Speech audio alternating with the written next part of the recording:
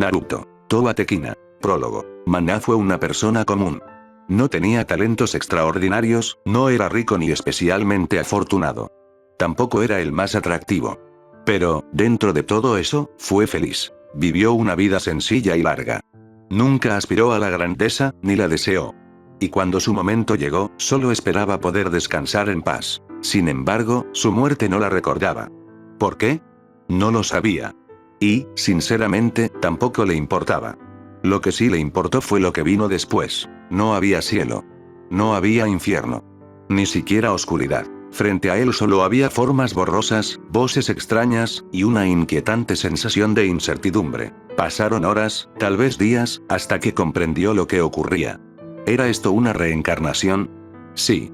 No había otra explicación. Suspiró por dentro, agotado.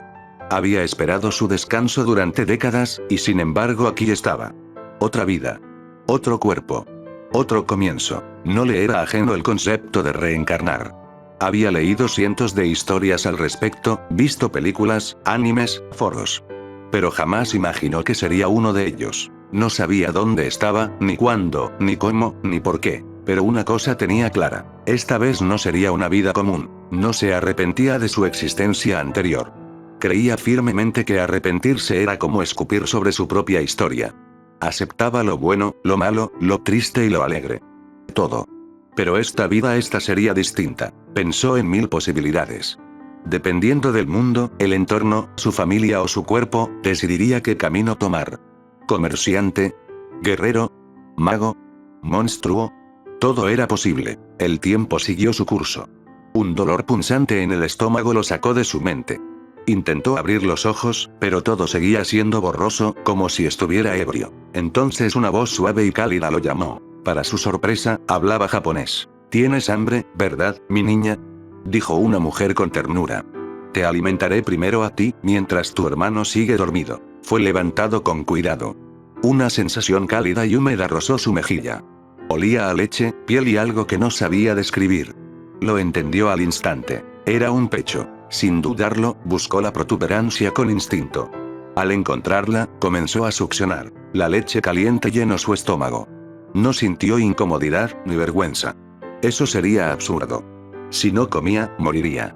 Y morir por pudor sería la cosa más estúpida que alguien podría hacer. Cualquiera en su situación lo entendería. Pronto, el sueño lo venció. Era natural. El cuerpo de un recién nacido era débil, y su mente necesitaba descanso. Sin oponer resistencia, cerró los ojos. Pero antes de entregarse al sueño, una idea fugaz cruzó su mente. Esta vez, no seré común. Esta vez, llegaré al final de todo. Capítulo 1. Uno de muchos. Habían pasado algunas semanas. Tal como Maná había previsto, su vista se adaptó al mundo, y pronto pudo ver con mayor claridad. Al principio pensó que estaba en algún rincón del Japón feudal, o tal vez en una era previa al siglo XX. Pero los detalles, las conversaciones de sus padres, el uniforme de su padre al regresar de sus misiones, la forma en que hablaban del chakra, de clanes, de ninjas. Un escalofrío le recorrió la espalda. No era ajeno a esos términos. De hecho, eran demasiado familiares. Era el mundo ninja. El mundo de Naruto. Y eso le daba verdadero miedo. No era un protagonista. No era uno de esos idiotas que creen que todo saldrá bien solo porque conocen la historia. Este mundo era real. Con sangre real. Con muertes reales. Si cometía un error, si tenía mala suerte, su nueva vida acabaría, de nuevo. La ansiedad lo hizo temblar durante varios días. Su madre, de cabello negro y mirada dulce, lo llevó al doctor, preocupada. Pero no encontraron nada. Solo le dijeron que su hija parecía tener miedo. Miedo. Qué palabra más absurda para un bebé. Desde entonces, su madre no lo dejó solo ni un segundo. ¿Estás mejor, mi pequeña? Mamá está contigo. No tienes que preocuparte, decía mientras lo abrazaba con fuerza. Soy una niña, pensó Maná, resignado. Había escuchado a su madre referirse a él en femenino más de una vez. No era algo que lo alterara. No ahora. No era lo importante. Había nacido en Konoha. Eso era un alivio. Dentro de todo, era una de las aldeas más estables. Y había tenido suerte con su clan, los Uchiha. Claro, con su historial, eso era un regalo envenenado. Poder, sí. Pero también expectativas, tragedias y vigilancia constante. Lo que realmente lo inquietó fue el nombre de su hermano. Lo escuchó varias veces. Obito. Obito Uchiha. Recordaba bien que Obito no tenía hermanos. No en la historia que conocía. Eso solo podía significar una cosa. Este mundo no era el canon. Era una versión alternativa. Un universo donde incluso su existencia alteraba la línea original. ¿Y si él estaba aquí, quién más podría estar? Esa idea le dio más miedo que cualquier guerra ninja. Sus días transcurrían lentos. Obito lloraba todo el tiempo, y eso lo sacaba de quicio. Parecía un cerdo en matadero. Maná, en cambio, era silencioso. Solo lloraba por hambre o incomodidad. Tal vez soy un prodigio, pensaban sus padres. Si supieran.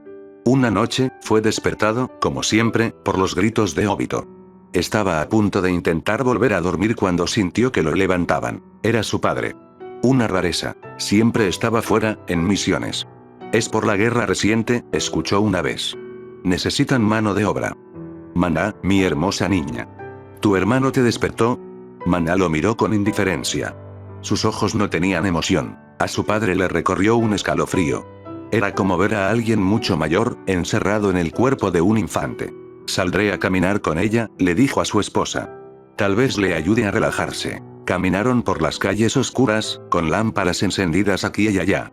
El silencio de la aldea era inquietante, pero calmaba a Maná. Se detuvieron en un parque.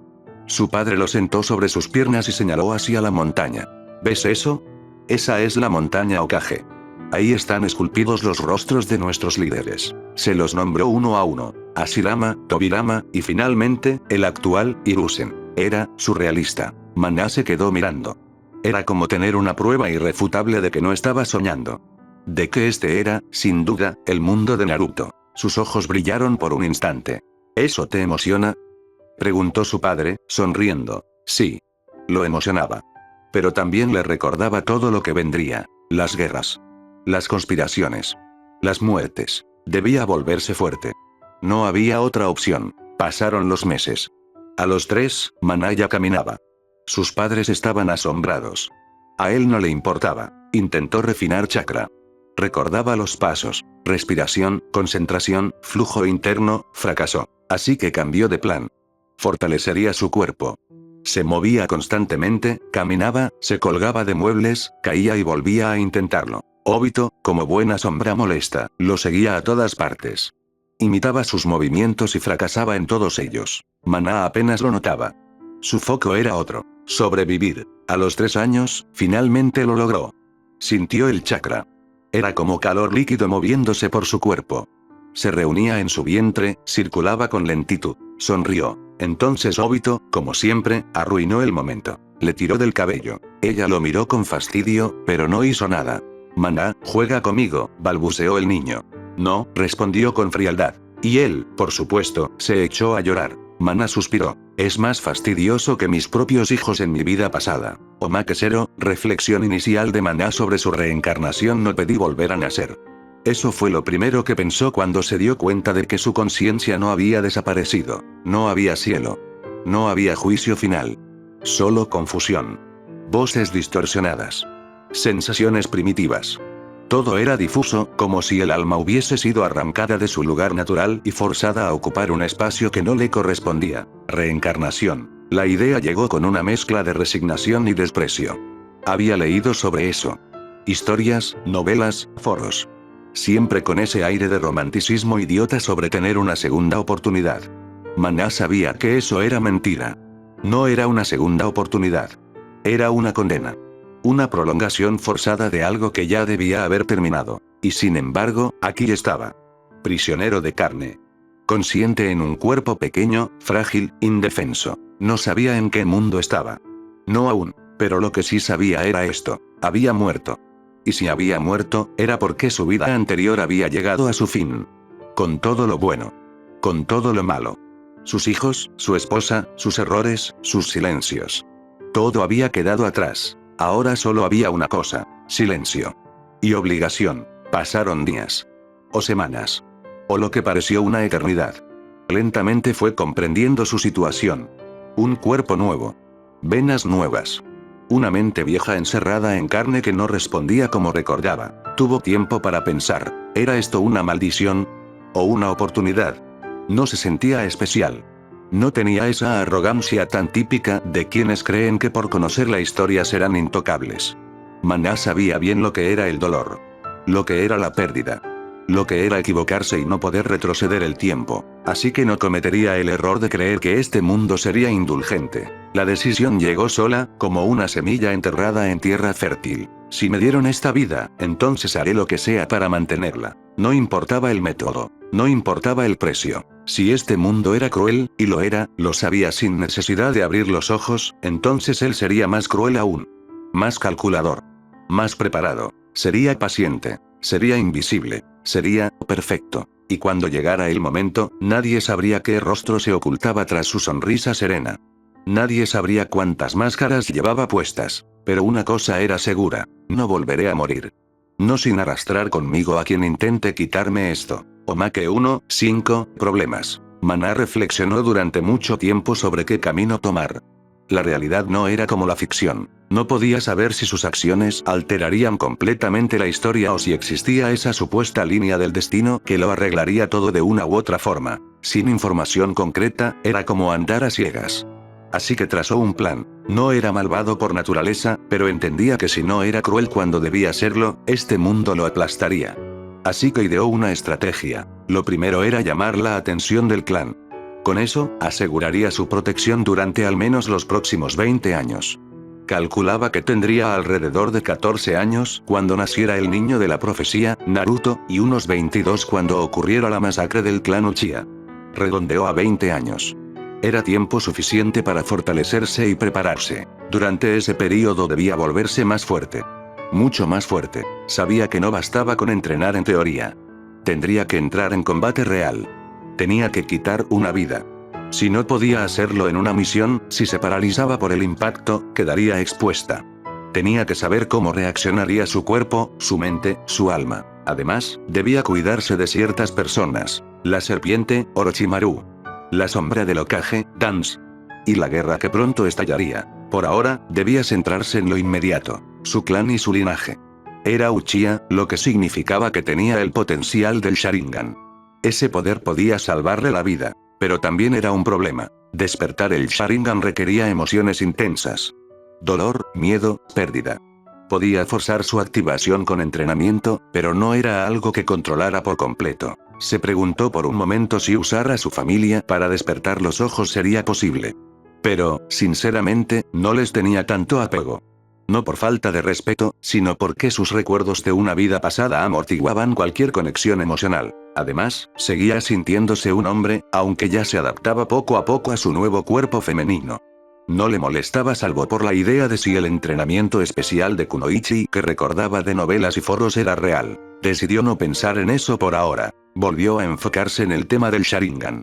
Necesitaba comprender su evolución más avanzada, el Mangekyou Sharingan. Y ese era su mayor problema. Despertarlo era un desafío. Pero aún más difícil era el tipo de ojos que obtendría. Según su memoria, los Mangekyou variaban según las emociones, deseos y traumas de cada usuario. Obito obtuvo el Kamui. Podía desaparecer de la realidad, quizás como reflejo de su deseo de huir del dolor de perder a Rin. Itachi despertó el Tsukuyomi, una ilusión que manipulaba el tiempo. Una forma de rechazar su realidad. El Amaterasu, quizás por su deseo de proteger a Sasuke a cualquier costo. Sasuke heredó ese mismo fuego negro. ¿Por imitación? ¿Por legado de Indra? Madara era complicado. Nadie sabía exactamente qué habilidades tenía. Algunos decían que dominaba ilusiones imposibles.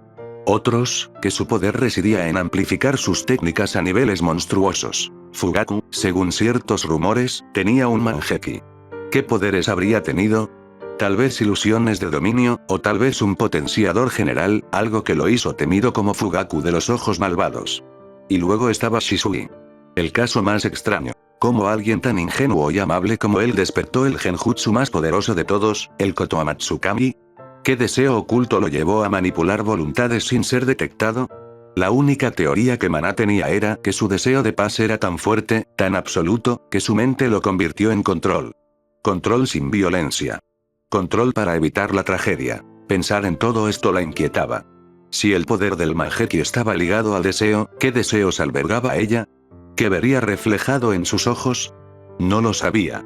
Solo podía esperar, y cuando el momento llegara. vería lo que realmente había en su alma. Capítulo 2, prodigio sin igual. Mana era paciente hasta cierto punto. Su frustración, acumulada durante semanas, empezaba a desbordarla. Por suerte, su padre regresó a casa, lo que de inmediato captó la atención de Obito. Mana suspiró con alivio y se dirigió a su pequeña habitación. Había insistido en tener un cuarto propio. Al principio sus padres se negaron, pero la seriedad con la que lo pidió, una expresión tan firme en una niña tan pequeña, fue suficiente para que se dieran. Ya en la soledad de su espacio, se sentó con las piernas cruzadas y volvió a meditar. Su objetivo era claro: seguir refinando chakra. En cuestión de minutos, sintió el flujo recorrer su cuerpo en un ciclo perfecto.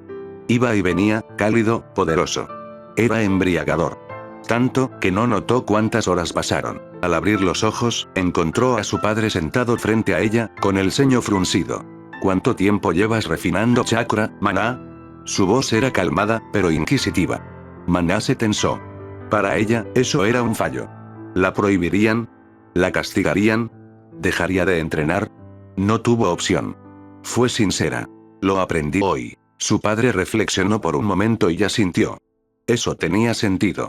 Hasta ese día, jamás había percibido chakra proveniente de su hija. ¿Dónde lo aprendiste? Mana lo miró, impasible. Mintió con la misma expresión imperturbable de siempre.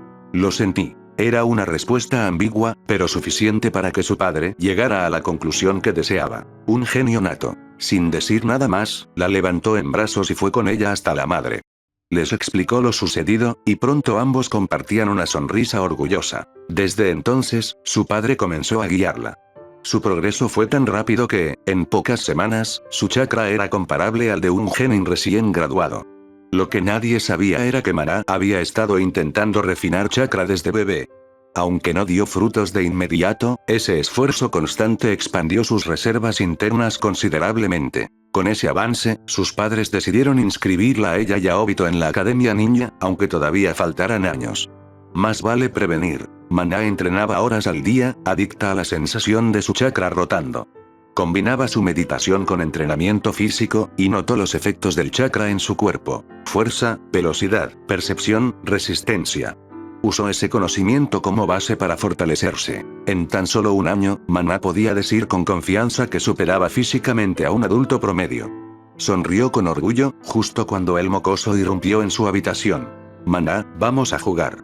Mana lo miró con fastidio y soltó un suspiro exagerado. No quiero. Obito bajó la cabeza, triste. Mana lo observó por un momento y pensó que, quizás, no era mala idea tener una buena relación con él. Después de todo, en el futuro, sería un genocida. Mejor estar de su lado. Vamos, mocos. Vamos al parque, dijo al levantarse. Obito sonrió de inmediato hasta que procesó el apodo. No me llames mocos. Protestó mientras la seguía.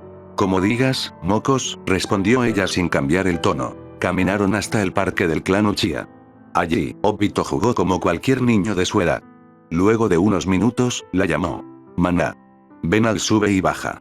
Ella suspiró por dentro y se acercó. Obito reía, y eso le sacó a Mana una leve sonrisa. Pequeña, casi imperceptible, pero real. Al terminar el día, Obito se había quedado dormido. Mana lo cargó en la espalda sin dificultad, su fuerza era más que suficiente, y volvieron a casa.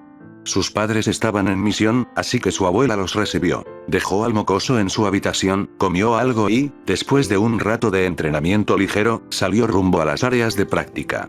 Lo hacía con regularidad. Allí observaba a los ninjas entrenar, con la esperanza de aprender algo. Últimamente, había estudiado los sellos de mano. Aunque tediosos, tenía una teoría. Los sellos forzaban el flujo del chakra de una forma precisa para producir efectos. Entonces, si podía manipular su chakra de forma idéntica sin sellos, ¿no podría ejecutar jutsus igualmente? Mientras merodeaba por el campo de entrenamiento, comenzó a buscar herramientas que otros habían dejado olvidadas. Kunais, shuriken, agujas, incluso una tanto dañada y con el filo astillado. La recogió y empezó a practicar con ella, aunque sin conocimiento formal de kenjutsu. Uno de esos días, observó a un ninja entrenar. Por su uniforme, dedujo que era un chunin sin afiliación a clan. Su estilo de combate era inconfundible. Konoha Yanagi, el estilo de esgrima de la hoja oculta. Los movimientos del hombre eran fluidos, hipnóticos hasta que, de pronto, una hoja pareció volar hacia ella.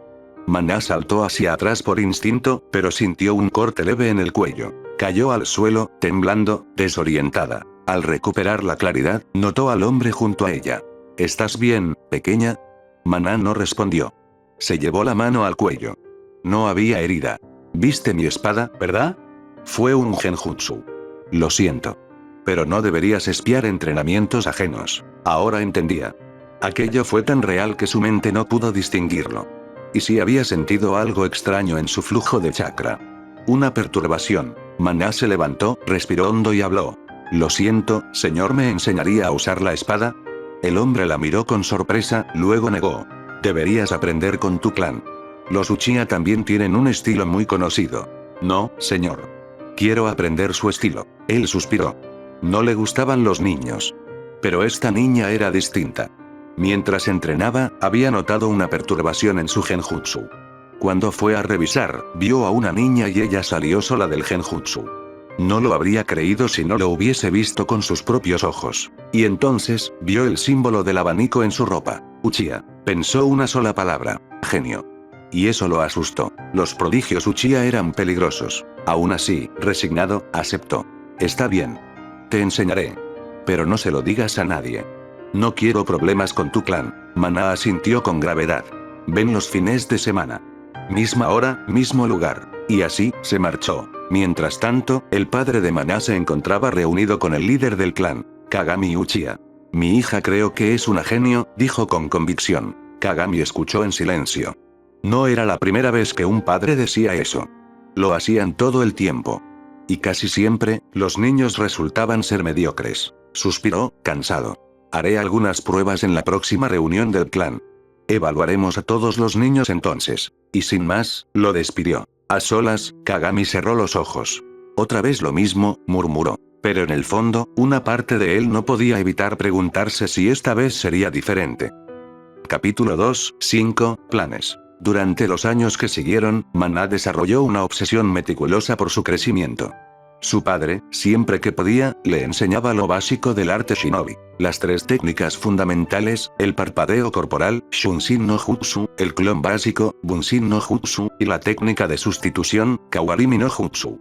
Técnicas que muchos consideraban triviales, pero que Maná aprendió a valorar profundamente. Eran más que simples herramientas. Eran anclas de supervivencia. Con esas bases afianzadas, solicitó que le enseñara el estilo tradicional del clan Uchiha para el manejo de armas arrojadizas y espadas. Su padre, por sus constantes misiones, no podía dedicarle demasiado tiempo, pero sembró en ella los fundamentos. Como última petición, Maná exigió aprender el Katon. Kaki no Jutsu, la técnica de la gran bola de fuego, símbolo y orgullo del clan. Su padre se lo enseñó con gusto, sin sospechar lo que encendía dentro de ella. Maná lo comprendió rápidamente.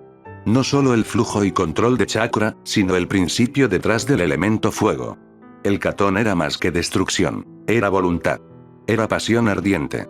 Y ella lo usaba para afilar sus intenciones. Sin embargo, algo la molestaba. Los sellos. Eran lentos, y necesarios. Si podía aprender a moldear chakra de forma directa, tal vez podría replicar técnicas sin depender de ellos.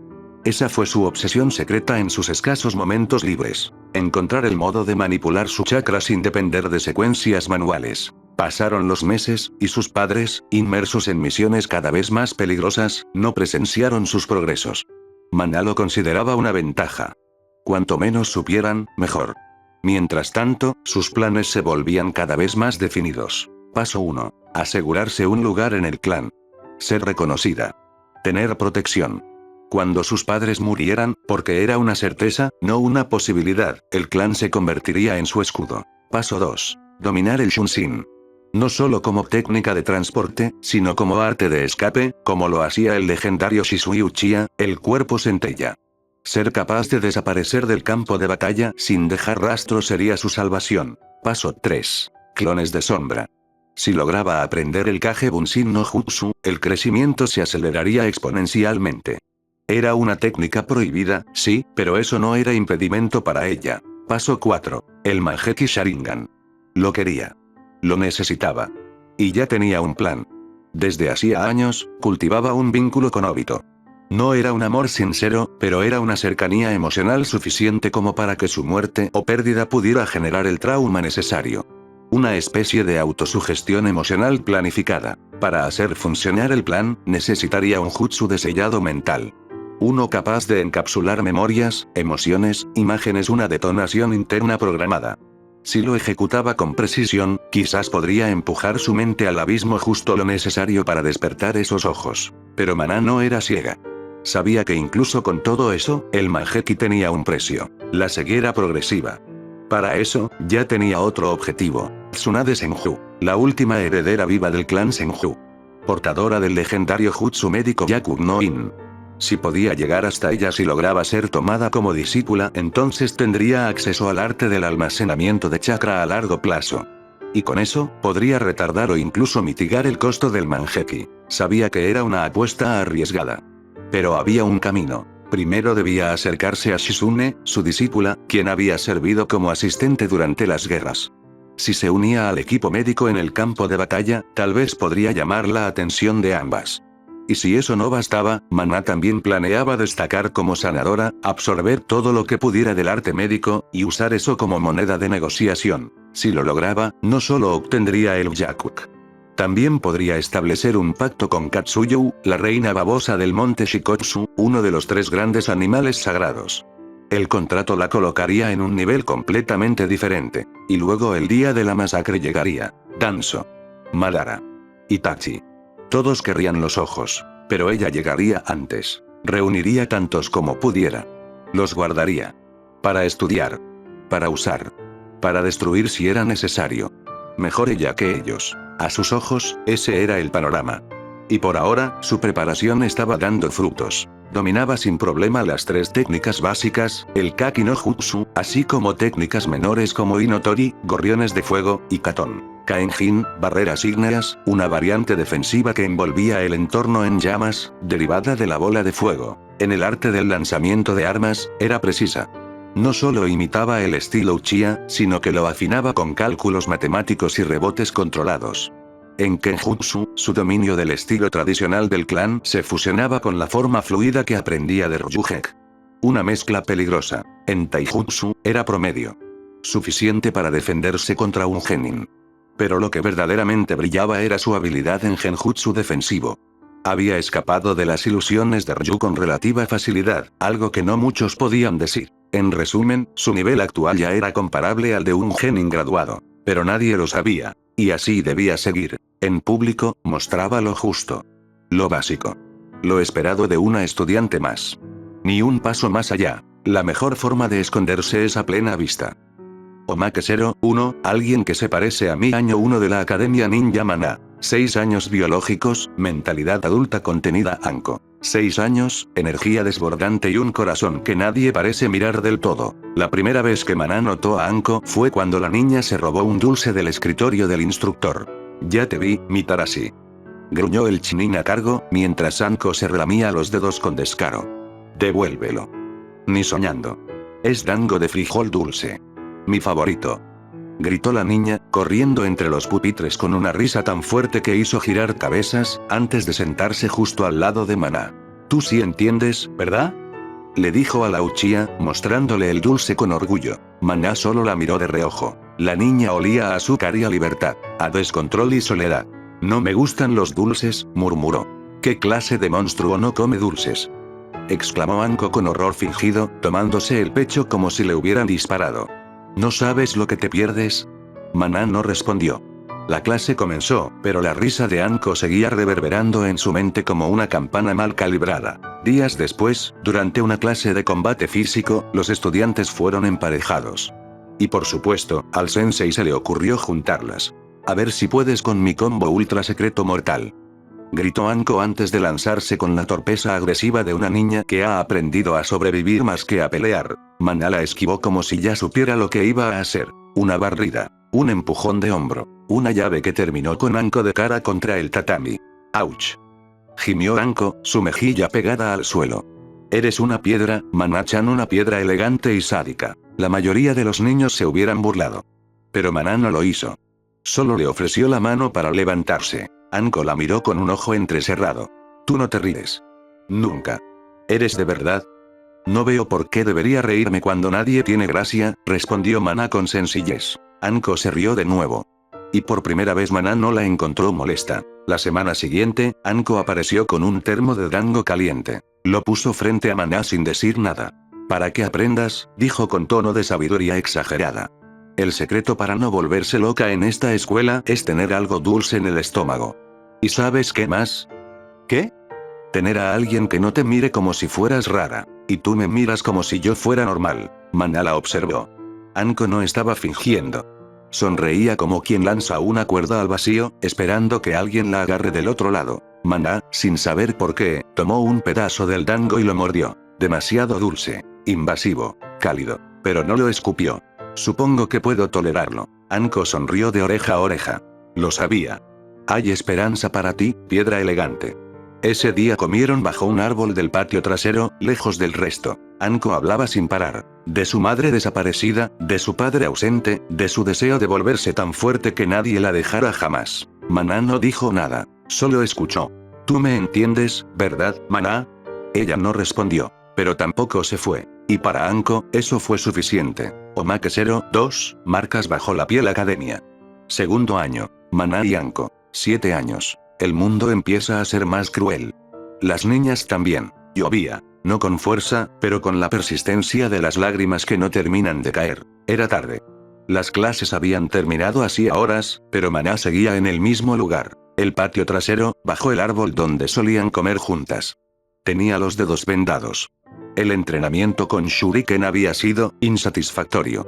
No para ella. Para su instructor. ¿Otra vez aquí como estatua? Dijo la voz chillona que, sin embargo, ya se había vuelto parte del fondo sonoro de su existencia. Anko apareció empapada, con los kunai en la espalda y el cabello chorreando. Llevaba una caja medio destruida de dango envuelta en tela. Pensé que estarías practicando en el bosque. ¿Qué haces aquí? Preguntó Maná sin girarse. Estaba por ahí haciendo cosas, dijo Anko con evasiva teatral. Escuchando. Robando dulces. Persiguiendo ranas. Cosas ninja súper importantes. Se sentó junto a ella, respirando pesadamente. ¿Estás sangrando?, dijo Maná al notar una línea rojiza bajando por el brazo de la otra. Anko miró su manga rasgada. Ah, sí. El idiota de Kuroji quiso medir su fuerza conmigo. Le metí un kunai en la rodilla. Pero antes me alcanzó. Maná no se inmutó. Deberías limpiar eso. ¿Y si me desangro? Rió Anko, tumbándose de espaldas en la hierba húmeda. Te enterraré aquí mismo. No se notará la diferencia. Ambas rieron. Era una risa baja, cansada, pero real. Oye, dijo Anko después de un rato. ¿Tú también sientes que todos los demás están rotos y tú no? Maná ladeó la cabeza. ¿Rotos? Sí. Como si todos los demás se preocuparan por cosas que no importan. Las notas. Las opiniones. El cabello. Las sonrisas. Maná guardó silencio. Yo no lo veo así, respondió al fin. Yo siento que yo soy la que está rota. Pero he aprendido a hacer que parezca que no. Anko se incorporó. La miró con más seriedad de la habitual. A mí no me engañas. ¿No? Nah. Tú actúas como si fueras de hielo, pero te vi llorar ese día, ¿te acuerdas? Cuando rompiste el jutsu de clon por accidente y te abriste la mano. Maná apretó los labios. Fue dolor físico. Sí, dijo Anko con una sonrisa torcida. Y por eso te fuiste a llorar donde nadie pudiera verte, ¿verdad? El silencio volvió. Pero no era incómodo, era denso. Cargado de un entendimiento tácito. Después, en uno de los entrenamientos conjuntos, ambas fueron asignadas a pelear contra un genin visitante. Era una demostración. Nada serio. Solo mostrar lo aprendido. Pero el genin no jugó limpio. Golpeó a Anko más de la cuenta. La lanzó contra un poste. Le torció la muñeca. Y justo cuando iba a seguir, Maná se interpuso. ¿Qué haces, niña de ojos raros? Bufó el genin, fastidiado. ¿Te vas a ir ahora?, dijo ella con calma, o te irás sin dientes. El genin rió, hasta que Maná no se movió. No mostró miedo, solo esos ojos afilados, duros, inquietantes para alguien que conocía el combate real. Se fue, maldiciendo, y sangrando apenas, porque Anko había alcanzado a clavarle una aguja en el muslo mientras huía. Después de eso, se escondieron juntas en el tejado. Anko con la muñeca rota. Maná en silencio, limpiándole la sangre con un pañuelo. ¿Por qué lo hiciste?, preguntó Anko. Porque eres mía, respondió Maná. La respuesta era tan directa, tan brutal, que Anko se quedó muda. ¿Tuya cómo? Como yo soy tuya, dijo Maná, sin suavizar el tono. No sé cómo explicarlo. Pero lo sé. Anko la miró. Y por primera vez, no hubo risas. Entonces si un día me vuelvo mala, ¿también estarás ahí? Maná asintió. Sobre todo si te vuelves mala. Unos días después, las vio hablando. A los sensei. A los superiores. Orochimaru-sama está buscando aprendices. Dice que necesita a alguien con disposición especial, alguien con hambre. El nombre era apenas un rumor, pero bastó para que algo en Maná se quebrara un poco. Porque ese hombre, en el futuro, tendría todo de ella. Y ahora, en el presente, parecía mirar a Anko. Y Maná sintió algo. No celos. Peligro. Oye, Maná, ¿y si un día alguien más me entiende mejor que tú? Entonces mátalo primero. Omake 3, sabores amargos. Año 3 de la academia. Maná, 8 años. Anko, 8 años. Las risas se hacen más cortas.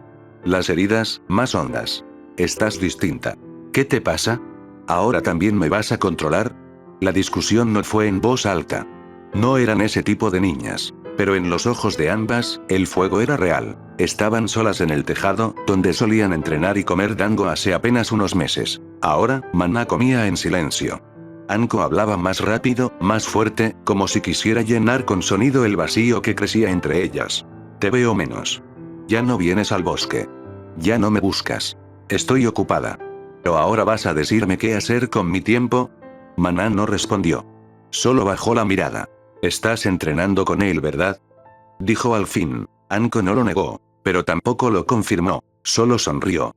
Una sonrisa más amplia de lo necesario. Una máscara.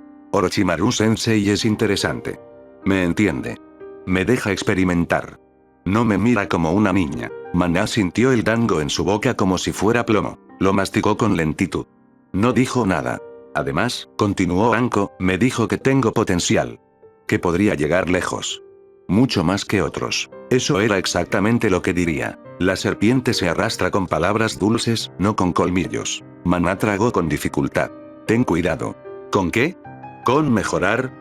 Con olvidarte de quién eras. Anko la miró con una mezcla de burla y dolor. ¿Quién era, Maná? ¿La niña rara que nadie quería? ¿La tonta que solo servía para gritar y comer dulces? ¿La que tú tolerabas porque no tenías a nadie más? Esa última frase golpeó más fuerte de lo esperado. Maná apretó los dientes. No era el momento. No podía decirle lo que sabía. No podía advertirle. No podía gritarle. Te va a traicionar. Te va a marcar como una cosa. Te va a dejar sola, sucia, con un sello maldito y sin respuestas. Pero no dijo nada, porque nadie podía saber lo que ella sabía. Así que solo dijo. No necesito que me grites. Ah, ¿no? Entonces ¿para qué me buscas? ¿Para controlar lo que hago? Silencio. Esa tarde no hubo dango. No hubo risas. No hubo trenzas ni historias absurdas sobre ranas gigantes. Pasaron días sin verse. Semanas, incluso. Y cuando se encontraron de nuevo, fue en una clase pública de taijutsu avanzado. Orochimaru estaba ahí. De pie, en la sombra de un árbol, observando. Anko brilló. Usó técnicas que nadie más conocía.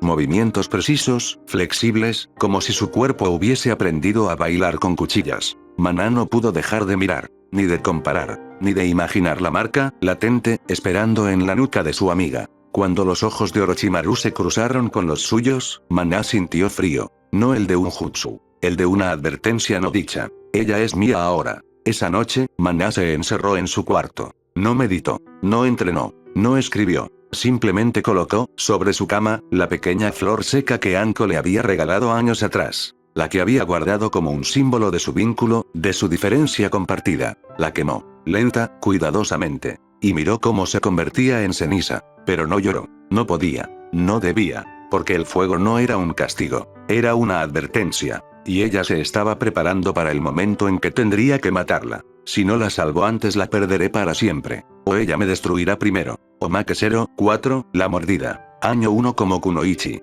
Maná y Anko. 9 años. La guerra aún no estalla, pero el mundo ya está en guerra con ellas. Habían pasado meses desde que se cruzaron por última vez en la academia. Desde la discusión en el tejado. Desde el silencio. Desde el fuego. Ahora ambas eran kunoichi oficiales. Graduadas antes de tiempo por la inminente guerra que se cernía sobre la aldea como un manto de ceniza. Y en la sombra, Orochimaru seguía sonriendo. La misión había sido simple. Patrullaje de límite. Pero la frontera siempre miente. Una emboscada. 3 enemigos. Uno con veneno en las uñas. Otro con una cadena. El tercero, con hambre. Shigure, el Chunin asignado a Maná, la mantuvo a salvo. Pero en el caos, fue separada del resto. Se encontró sola, respirando sangre. Una trampa. Y entonces, el kunai. No era suyo. Era el de Anko. La niña apareció de la nada, una sombra púrpura entre los árboles, su cabello alborotado, su mirada encendida. Cortó al enemigo por la espalda, lo hizo sangrar hasta que dejó de moverse. No dijo nada. Solo miró a Maná. Gracias, dijo Maná, sentada, con una herida profunda en la pierna. Anko se agachó junto a ella. No lo hice por ti, respondió, aunque sus manos temblaban. Ese tipo me estaba estorbando. Lo sé. Anko bufó. Pero no se fue. En su cinturón llevaba una pequeña caja de primeros auxilios. Sacó vendas, una aguja quirúrgica, hilo. Las manos aún temblaban, pero cosían con precisión. Aprendiste a hacer suturas. Él me enseñó. No mencionaron su nombre.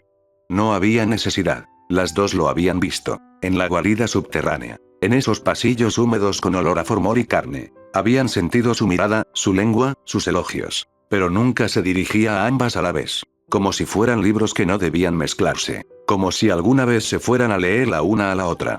Vas a tener que chupar, dijo Maná con frialdad. ¿Qué? El veneno. Lo vi. Estaba en la hoja. Me raspó. Si llega al corazón, estoy muerta. Anko palideció. ¿Estás bromeando? No, ella no pedía ayuda. Nunca lo hacía. Pero en ese momento, lo estaba haciendo con los ojos. Y Anko obedeció. Se inclinó. Abrió la herida. Apretó alrededor. Y chupó. El sabor era terrible. Hierro. Muerte.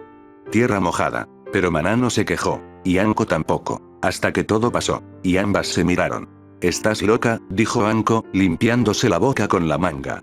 «Lo sé», respondió Maná. «Pero tú también». No se abrazaron. No lloraron. No rieron. Solo se recostaron en el suelo, espalda contra espalda, mientras el cielo nocturno se tragaba lentamente los últimos rastros de la batalla. «Nos vamos a matar un día», dijo Anko, con una sonrisa vacía. «¿O nos van a matar?», respondió Maná, cerrando los ojos. «¿Crees que él lo sabe?» «Él sabe todo». Un largo silencio. ¿Crees que nos compara?» Maná no respondió. Porque lo sabía. Y sí, las comparaba. Como piezas. Como criaturas. Como fragmentos. Y en su mente, eso significaba que una debía sobrevivir. Y la otra no. En el borde del abismo, las niñas no se empujan. Se toman de la mano. Para que, si caen, lo hagan juntas. Omake 05, lo que no se dice Maná. 9 años. Anko. 9 años. Una noche. Una soledad compartida. Un silencio que duele más que cualquier palabra. Era la 4ª vez que Maná descendía a ese refugio subterráneo. No a la guarida de Orochimaru, esa estaba más abajo, más profunda, más secreta, sino a una vieja sala de entrenamiento abandonada, cerca de la frontera sur del distrito Uchiha. Nadie iba ahí. Ni siquiera Anbu. Y aún así, Anko estaba esperando. Sentada sobre una colchoneta raída, las rodillas contra el pecho, envuelta en una túnica demasiado grande para su cuerpo delgado. Tenía ojeras, el cabello desordenado y los labios resecos. Frente a ella, una caja de madera abierta, con papel de arroz y algunos pedazos de dango a medio comer. Cuando Maná cruzó el umbral, Anko no alzó la vista. «Pensé que no vendrías», murmuró. Maná se detuvo a pocos pasos. Observó la figura encorvada de su amiga. ¿Su qué? ¿Aliada? ¿Rival? ¿Reflejo? «Estuve en misión», respondió simplemente. Claro, Anko soltó una risa áspera. «Siempre estás en alguna maldita misión». El silencio cayó como una losa húmeda. Maná se acercó. Se sentó enfrente, cruzando las piernas, con la espalda erguida como siempre. Anko la miró, finalmente. Y sus ojos ya no eran los mismos. «¿Qué es lo que me ocultas?» La pregunta cayó con la misma calma con la que se lanza una bomba. Maná no se inmutó. «Nada. Mentira», gritó Anko de golpe, y el eco retumbó entre las paredes. «Siempre hay algo en ti que no dices. Siempre te guardas todo». «¿Qué es, Maná? ¿Qué demonios eres?» La Uchiha bajó la mirada. Sabía que no podía decir la verdad. «Soy alguien que no pertenece a este mundo. Sé que Orochimaru te va a usar. Sé que te dejará sola, marcada y rota. Sé que, al final, no salvaré a nadie». Pero no podía decirlo. Era su condena, su carga. No soy lo que tú piensas, dijo en cambio, con voz apenas audible. Anko la miró fijamente. ¿Y qué pienso? Que no me importa nada. Que soy solo una máscara. Que estoy aquí por conveniencia. Y no es así. Mana la miró por fin. Y ahí estaba el dolor. Crudo. Humano. Innegable. No quiero perderte. Anko tembló. Entonces, ¿por qué me empujas? ¿Por qué me alejas todo el tiempo? ¿Por qué nunca me dejas entrar? Porque si entras vas a salir herida. Ya estoy herida, Mana. La confesión quedó flotando. No había kunai. No había sellos. Solo dos niñas, sentadas en la oscuridad, ocultando más de lo que decían. Tú estás cerca de él, susurró Anko. Como yo. Pero de una forma distinta. Él te mira diferente. No como a mí. Eso no es cierto. Lo es. Lo siento. Lo veo. Anko apretó los puños. Y no sé si me da asco, miedo o celos. Mana tragó saliva. Por un segundo, pensó en abrazarla. Pero no era el momento. No es lo que piensas, dijo. ¿Entonces qué es? Y Mana respondió con la única verdad que podía decir sin revelar todo. Quiero protegerte. Porque sé lo que va a pasar. Sé que, algún día, te vas a sentir sola. Y quiero estar ahí antes de que eso pase. Quiero que me recuerdes antes de que todo se derrumbe. Anko se quedó en silencio. Las lágrimas bajaban por su rostro sin que ella se diera cuenta. Y entonces, se inclinó hacia adelante, lenta. Torpe. Con el pulso tembloroso de quien hace algo que no entiende, pero necesita. Mana no retrocedió. Porque también lo necesitaba. Sus labios se tocaron. Breve. Inseguro. Tembloroso. No fue pasión. No fue deseo. Fue un grito mudo. Fue un estoy aquí. Fue un si me vas a abandonar hazlo recordando esto. Cuando se separaron, ninguna habló. Anko bajó la mirada, avergonzada. Mana le tomó la mano. Solo eso. Un contacto humano, silencioso, sin jutsu, sin máscaras. Y por una noche, solo por esa noche, ninguna estaba sola. Última línea del Omake. Porque si el mundo va a destruirnos al menos recordaremos que alguna vez nos tuvimos. Capítulo 3, Legado. Durante los siguientes meses, Mana dedicó todo su tiempo al entrenamiento. Cada fin de semana iba a practicar en secreto con aquel hombre, que finalmente se presentó como Ryuget, miembro de un pequeño clan sin mucha relevancia. Le enseñó las bases del Kenjutsu, técnicas básicas con armas y nociones del Taijutsu de Konoha. No quería que nadie supiera que entrenaba a una niña del clan Uchiha, así que le hizo prometer que, si alguien preguntaba, diría que aprendió observando. Mana aceptó sin dudar. Y continuó entrenando con disciplina. Poco después llegó la reunión anual del clan Uchiha. En ella, todos los niños próximos a ingresar a la academia debían demostrar sus habilidades frente a los ancianos y al líder del clan. La prueba servía para decidir si recibirían recursos, formación adicional o quedarían como simples miembros de base. Era cruel, sí. Pero en el mundo shinobi, los recursos no se desperdiciaban. Aquel día, sus padres llevaron tanto a Mana como a Obito. El padre de ambos había intentado entrenar a su hijo varón, pero era evidente que Obito no tenía talento. Era torpe, y lo que era peor, desatento. Mana, en cambio, mantenía la mente clara. Para ella, aquella reunión era una oportunidad. Si demostraba su valía, aseguraría su posición dentro del clan y ganaría el apoyo de los ancianos. Observó el lugar con calma. Decenas de niños estaban allí, todos formados frente a un grupo de ancianos. Había 5, sentados con aire solemne. Junto a ellos, un joven de unos 19 años de porte autoritario, Uchiha Fugaku. Hoy se llevará a cabo la evaluación de los niños próximos a entrar a la academia, como cada año, anunció uno de los ancianos. Estas pruebas serán supervisadas por los consejeros y por el heredero del clan, Fugaku Uchiha. El joven asintió, con los brazos cruzados. Mana lo observó con interés. ¿Ese era Fugaku? Imponente, sin duda. Los niños pasaron uno a uno. Algunos ejecutaron las 3 técnicas básicas: clonación, transformación y sustitución. 2 lograron hacer el clon, 1 ejecutó bien la sustitución. La mayoría apenas pudo reunir chakra. Los rostros de los ancianos eran una mezcla de aburrimiento y decepción. Obito subió al escenario. Como era de esperarse, hizo el ridículo.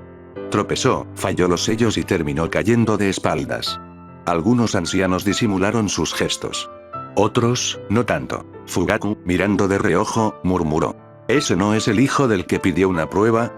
Así es, respondió Kagami, a su lado. Pasa a menudo. Los padres sobreestiman a sus hijos. Fugaku negó con la cabeza. ¡Qué pérdida de tiempo! Entonces, llegó el turno de Mana. Nadie esperaba nada. Era una niña más. Pero en cuestión de minutos, el ambiente cambió por completo. Mana ejecutó perfectamente las 3 técnicas básicas. Luego mostró su destreza con armas ninja. Kunais, shurikens, rebotes, precisión. Al puro estilo Uchiha. Los murmullos comenzaron. Los ancianos entrecerraron los ojos, ahora con atención. Fugaku se enderezó ligeramente en su asiento. Kagami entrelazó los dedos, pensativo. Pero Mana no había terminado. Con calma, empezó a realizar sellos de manos. No era inusual hasta que notaron que usaba ambas manos por separado, realizando 2 secuencias en paralelo. Acortó el tiempo de sellado al mínimo y lanzó un jutsu bola de fuego de unos 5 metros de diámetro. Un rugido ardiente llenó el aire. Los ancianos se levantaron de sus asientos. A lo lejos, las reacciones variaban. Asombro, envidia, orgullo. Algunos no podían creerlo. Un prodigio. Un verdadero Uchiha. Mana suspiró para sí. Aún podía hacer una bola de fuego de más de 30 metros, pero eso sería imprudente. Jamás mostraría todas sus cartas. Kagami se acercó, seguido por los ancianos y Fugaku. Impresionante, dijo con voz grave. Tus padres deben sentirse orgullosos. Luego miró a Obito de reojo y negó con la cabeza. Una pena. Kagami llevó a Mana y a sus padres a la sala de reuniones del clan. Allí discutieron durante horas. Se le ofreció protección oficial del clan, acceso a recursos de entrenamiento avanzados, futuro puesto entre los jefes del clan, y, eventualmente, un matrimonio con otro prodigio del clan, incluso, su recién nacido nieto, Shisui. Nadie sabía aún si el niño tendría talento. Pero Kagami tenía esperanzas. Él mismo poseía el Mangekyou Sharingan, los ojos legendarios del clan. Finalmente, uno de los ancianos preguntó. ¿Y tú, Mana? ¿Qué deseas a cambio? Ella respondió sin dudar. Una buena espada. Practico Kenjutsu, dijo con orgullo. Fugaku entrecerró los ojos. Eso es fácil. Pero primero, probaremos tus habilidades. Se organizó un duelo. Mana contra un genin, ambos usando espadas. La pelea fue unilateral. La niña no solo dominaba el Kenjutsu, también combinaba Genjutsu con sus movimientos, tal como lo hacía el estilo de la hoja oculta. Sus reflejos eran pulidos, sus sellos veloces. Todos quedaron impresionados por segunda vez. Kagami no lo pensó más. Se acercó a ella, sacó una espada envuelta en tela y se la ofreció. Esta es una hoja de chakra. Me la entregó mi maestro, Tobirama-sama. Ahora te la doy a ti, con la esperanza de que algún día guíes al clan hacia una gloria mayor. Los ancianos querían decir algo, pero no podían negar lo que acababan de ver. Mana tenía apenas unos años, y ya superaba a muchos adultos. Solo guardaron silencio. Capítulo 4, Cicatrices del porvenir. Pasaron casi 2 años. En ese tiempo, Mana se adaptó a la rutina de la Academia Ninja. A ojos de los demás, era una niña reservada, educada, correcta. No destacaba demasiado, salvo por sus modales y su capacidad para mantener la compostura. Los instructores la catalogaban como serena, observadora y pulcra en teoría. Obito, por el contrario, se había convertido en un pequeño desastre andante. Siempre llegaba tarde, olvidaba sellos, y su chakra era tan inestable que durante un ejercicio de clonación, se desmayó por esfuerzo excesivo. Eso jugaba a favor de Mana. La sombra de un hermano torpe era el camuflaje perfecto. A solas, era diferente. Con el paso de los meses, su cuerpo había crecido, y con él su control. Cada noche, antes de dormir, realizaba al menos 1 hora de respiración profunda y circulación de chakra. Cada semana, una revisión de sus puntos de fuga, una observación interna de su red energética. Estaba aprendiendo a sentir el chakra con una precisión quirúrgica, como si palpara sus arterias con la mente. Refinamiento constante. Meditación. Autodiagnóstico. Era lo que Tsunade llamaría sensibilidad médica inicial, aunque Mana aún no tenía acceso al campo. No importaba. Su plan seguía en marcha. La espada que Kagami le había dado, una hoja de chakra que alguna vez perteneció a Tobirama Senju, se convirtió en una extensión de su cuerpo.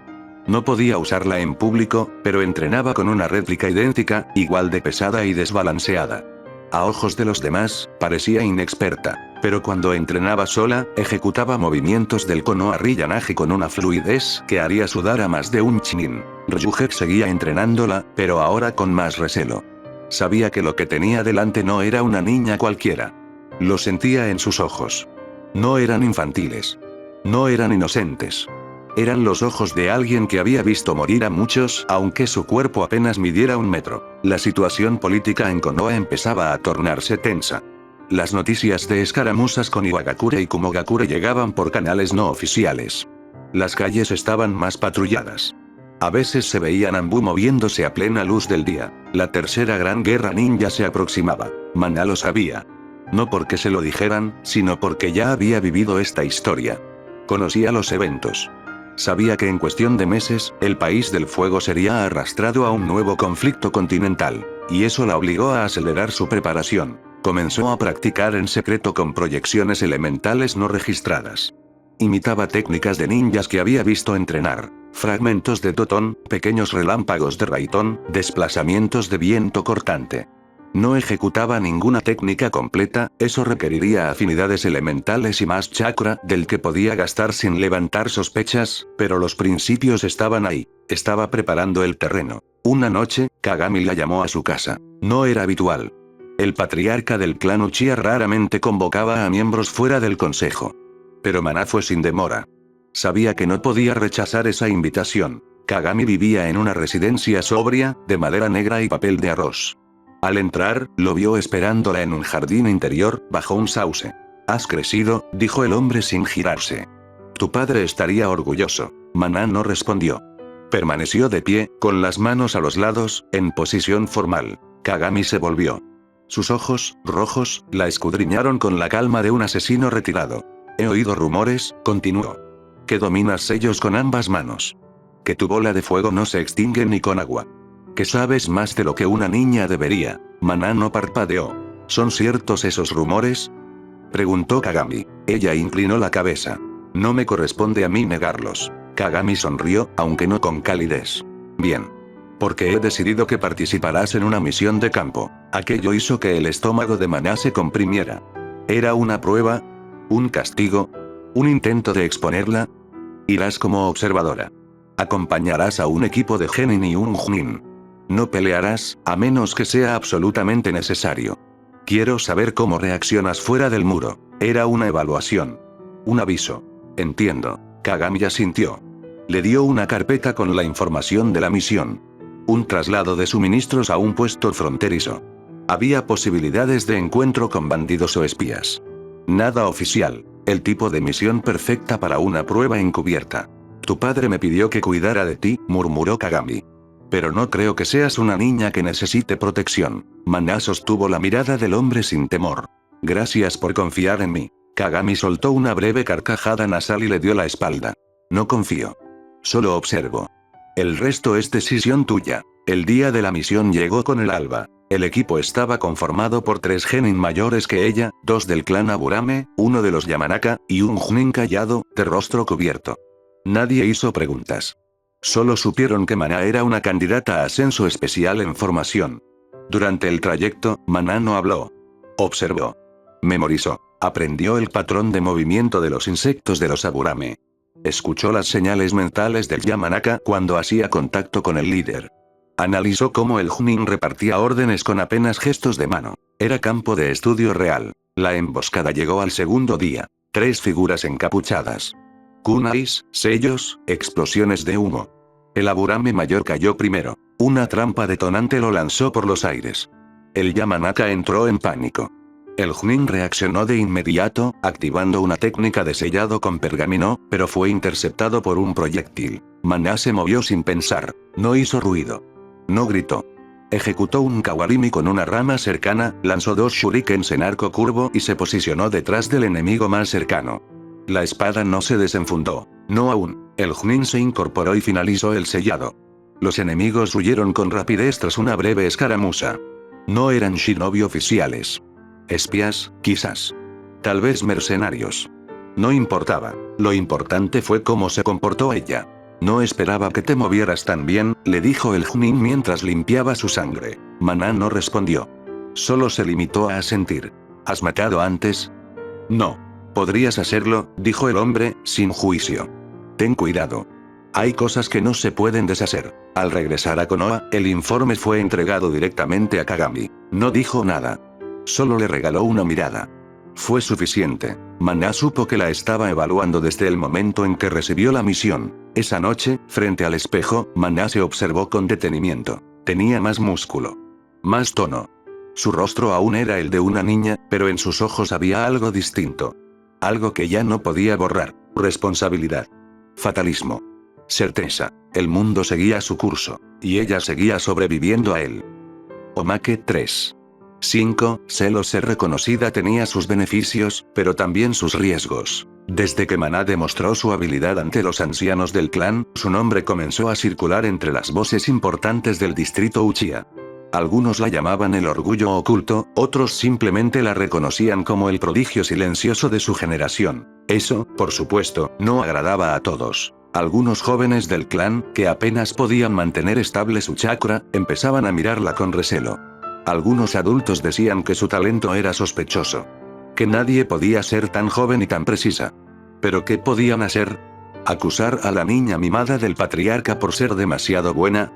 Nadie se atrevía. Ahora mismo, Maná estaba entrenando con el mismísimo Fugaku Uchiha, el futuro líder del clan. Él había tomado un interés personal en su desarrollo, algo poco habitual en alguien de su posición. Escucha, Maná, dijo Fugaku mientras corregía su postura con una firmeza medida. Tu fuerza debe canalizarse desde las extremidades. En el campo de batalla, una respiración mal hecha, una rodilla mal posicionada y estarás muerta. Maná asintió, con el rostro serio. Era una máscara que le salía natural. Por dentro, reflexionaba. Conoces la guerra por experiencia, Fugaku. Pero yo conozco las guerras por cronología. Sé lo que viene. Sé quién muere. Sé por qué. Debía ser más fuerte. Más veloz. Más letal. Incluso si debía romper su propio cuerpo para lograrlo. Los meses pasaron. Su cuerpo comenzó a marcarse. Nada grotesco, pero había una rigidez, una tensión constante. Los músculos se tensaban como cables de acero bajo su piel. A veces dolía, pero era necesario. El dolor, al menos, le decía que aún tenía límites por romper. En público, seguía mostrando el nivel de una genin destacada. Nada más. Nunca más. Jamás mostrar todo. Jamás dejar que vean lo que realmente eres. Los ancianos estaban satisfechos. El clan la reconocía. Fugaku la guiaba. Y sus padres, ausentes en misiones constantes, eran figuras decorativas útiles para mantener la fachada. Pero había una constante irritación. Un ruido de fondo. Obito, su hermano. Él no entendía nada. Le pedía que le enseñara técnicas, que entrenaran juntos. A veces imitaba sus posturas, copiaba sus sellos, balbuceaba jutsus sin forma. Maná le dedicaba momentos fugaces, solo para evitar conflictos. Pero la verdad era simple. Obito era una pérdida de tiempo. Y no solo eso, estaba celoso. Lo notaba en su mirada cuando sus padres la elogiaban. En el temblor de su voz cuando ella era llamada por Fugaku. En el rencor silencioso cuando volvía de entrenar y él seguía siendo igual de inútil. Lo que Obito no comprendía, y probablemente nunca comprendería, era que la admiración que recibía Maná no era gratis. Era el resultado de un esfuerzo constante, de entrenamiento inhumano, de una mente que no se permitía vacilar. Ella no era amada por quien era, sino por lo que representaba. Una tarde, Obito la confrontó. ¿Por qué todos te admiran?, preguntó, con rabia temblorosa. ¿Por qué tú y no yo? Maná lo miró como si observara una piedra que acababa de tropezar con ella. ¿Qué te molesta tanto?, dijo con voz seca. ¿Te duele que no te aplaudan por existir? Obito apretó los puños. Tú siempre recibes elogios. Siempre hablan de ti. Ella suspiró con un gesto exagerado, como si explicara álgebra a un perro. ¿Sabes cuántas horas al día entreno? ¿Cuántas veces me he lastimado intentando replicar técnicas que no están ni en los libros de la biblioteca? ¿Acaso tú estudias sellos de noche, mientras tus músculos gritan por descanso? Su voz se alzó, con furia fingida. ¿Sabes lo que duele que te digan prodigio mientras tú sabes que estás sangrando por dentro solo para parecer promedio? Obito no supo qué decir. Solo murmuró un torpe lo siento. Pero Maná ya se había marchado, no por dolor, sino por desinterés. No tengo tiempo para lágrimas. No cuando la muerte se aproxima desde 3 frentes. Esa noche, entrenó con sus clones de sombra. Ya podía mantener 2 de forma estable, una proeza a su edad. Uno practicaba sellos. El otro, manipulación de chakra en superficies. Maná había aprendido que, al deshacer un clon, los recuerdos y sensaciones se fusionaban con el original. Era como vivir 3 vidas al mismo tiempo. Durante semanas, aplicó un sistema de entrenamiento rotativo. Un clon se encargaba de parpadeo corporal, el otro de taijutsu. Ella, mientras tanto, estudiaba anatomía, diagramas de chakra y teoría médica básica. Había descubierto que las 8 puertas internas eran consideradas por la medicina shinobi como limitadores naturales. Pequeñas válvulas que regulaban el flujo de chakra para proteger al cuerpo de sí mismo. Pero también había formas de forzarlas. Con presión constante, con dolor, con convicción. No las abriría aún. Pero el conocimiento era poder acumulado. Pronto llegaría el día de ingresar a la academia. Ella ya estaba en nivel Chunin bajo. Sus reflejos, su control de chakra, su repertorio todo lo colocaba por encima de sus pares. Pero nadie debía saberlo. Ni siquiera los maestros. Solo se le permitiría ser una genin brillante. Nada más. Obito parecía haberse calmado. No volvieron a hablar. La distancia entre ambos crecía como una grieta irreversible. A Maná no le molestaba. Pero entonces, una pista se presentó. Una pieza clave. Maito Gai, el eterno genin. Un hombre ignorado por el clan, por la aldea, por el sistema mismo. Y, sin embargo, portador de uno de los secretos más peligrosos del mundo ninja. Las 8 puertas en estado avanzado. Maná lo localizó tras una hora de búsqueda en las áreas de entrenamiento secundarias, alejadas del camino principal. Estaba entrenando en solitario, con el torso desnudo, cubierto de sudor, pateando un tronco rajado con una intensidad descomunal. Es tan ridículo que es perfecto. Se acercó con pasos suaves. Maito Gai. El hombre se giró con expresión sorprendida. ¿Eh? Oh. Una jovencita del clan Uchiha. Hola. Bienvenida al campo de batalla del esfuerzo. Es peor que Gai. Mi nombre es Maná, dijo, con tono neutro. He oído rumores. Dicen que tu entrenamiento es especial. Gai rió con entusiasmo. Su energía era desbordante, casi molesta. Entrenó cada día. 1000 flexiones, 1000 sentadillas, 1000 saltos. La juventud es fuego. Maná asintió lentamente. Me gustaría observar. Solo observar. Gai parpadeó, confundido. ¿Observar? ¿Por qué? Porque quiero aprender lo que los demás ignoran, respondió con honestidad fría. Porque quiero sobrevivir. Gai la miró por un largo segundo. Luego sonrió. Está bien. Pero cuidado, esto no es para cualquiera. Maná sonrió por dentro. No soy cualquiera. Omake 3, 5, máscaras. En la academia, todo era una fachada. Los pupitres, los profesores, las risas infantiles, el sonido de pasos desordenados durante los ejercicios físicos. Para Maná, nada de eso tenía valor real. Lo veía todo como parte de una escenografía repetitiva y hueca. Un teatro de madera mal pintada. Detrás de las paredes, el mundo real se estaba pudriendo, y ella lo sabía. Era solo cuestión de tiempo antes de que esa podredumbre se filtrara también entre los pasillos de los niños. Por eso, para ella, la academia era un campo de recolección. Recolectaba rostros, comportamientos, reacciones. Y, de entre todos, había 2 que destacaban. Kakashi Atake y Maito Gai. El primero era el prodigio absoluto. Entrenado personalmente por Sakumo Atake, el colmillo blanco de Konoha. A los 5 años, Kakashi ya había completado misiones de rango C. A los 6, dominaba más de una docena de técnicas. Nadie se atrevía a hablarle con demasiada familiaridad. Era un muro inexpugnable de talento y precisión. El segundo era un desastre.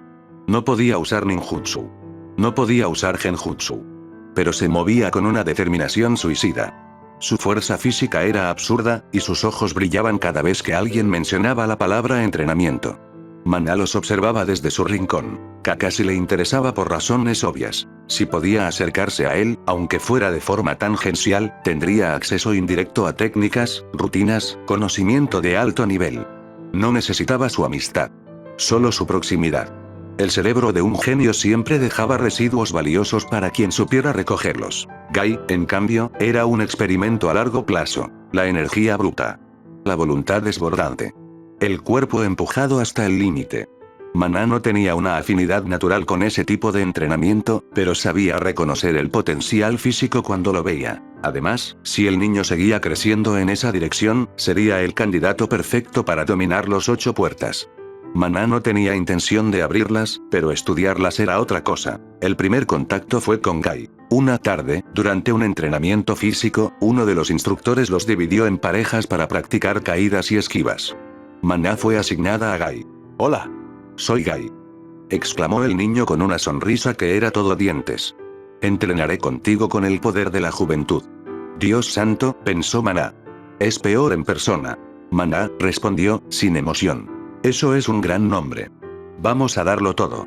Durante el ejercicio, Guy no dejaba de hablar. Comentaba cada movimiento, animaba cada caída, gritaba su propio progreso como si alguien lo estuviera anotando en el cielo. Pero lo más perturbador fue que, a pesar de su torpeza, su cuerpo respondía con una eficiencia animal. Su centro de gravedad, su musculatura, su velocidad de reacción. Este idiota es una mina de oro sin pulir. Días después, vino el segundo paso. Kakashi. Era mucho más difícil. El chico apenas interactuaba con nadie. Llegaba a clase, ejecutaba lo necesario, y se marchaba sin decir palabra. Los profesores lo observaban como se observa una estatua de mármol. Con respeto, con distancia, sin atreverse a tocarla. Maná sabía que, si se acercaba de forma frontal, sería rechazada. Así que no lo hizo. Lo estudió. Observó su forma de caminar. Cómo sostenía los lápices.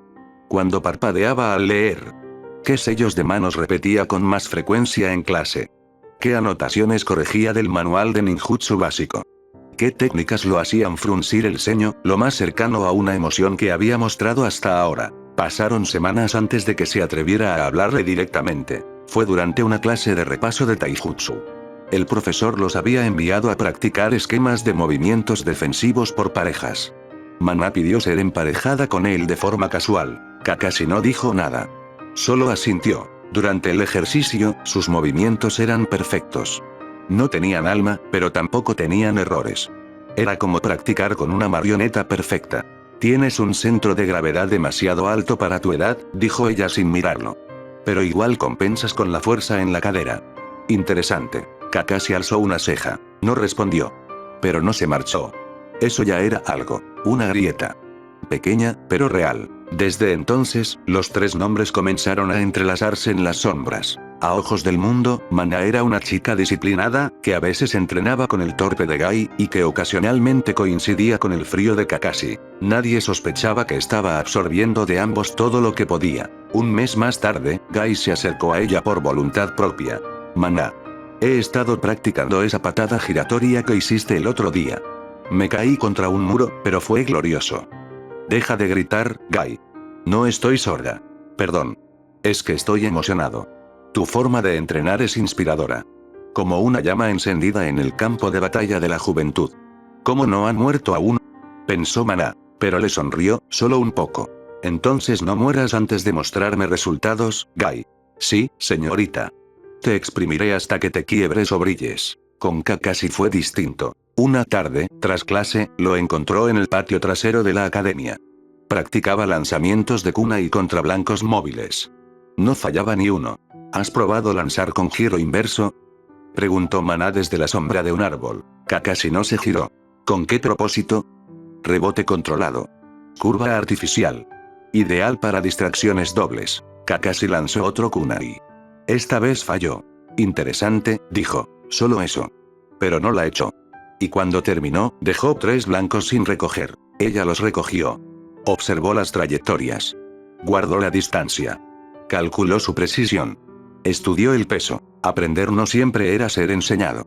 A veces, era observar con ojos suficientes. A medida que pasaban los meses, Maná mantenía el mismo patrón. Guy. Cuerpo. Kakashi. Técnica. Ryujek. Espada. El clan. Política. La academia. Teatro. Y en medio de todo eso, ella. Fría. Silenciosa. Construyéndose. Porque los demás entrenaban para probar. Ella entrenaba para sobrevivir.